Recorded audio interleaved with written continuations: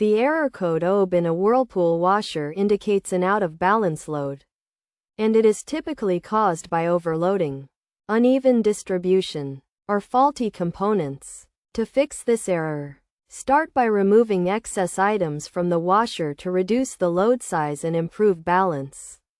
Pause the cycle, open the washer lid, and redistribute the remaining items evenly around the drum. Ensure that heavy items are spread out and not bunched together. Then resume or restart the wash cycle. If the issue persists, perform a visual inspection of the washer's components by opening the back panel and checking for signs of damage, wear, or loose connections on the drive belt, suspension springs, shock absorbers, and balance sensor. Look for cracks, frays, or looseness on the drive belt.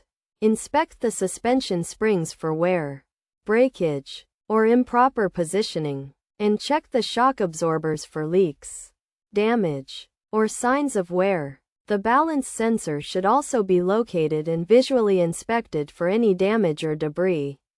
Depending on the diagnosis, tighten any loose connections, replace worn or damaged drive belts, or replace malfunctioning suspension springs or shock absorbers to resolve the issue.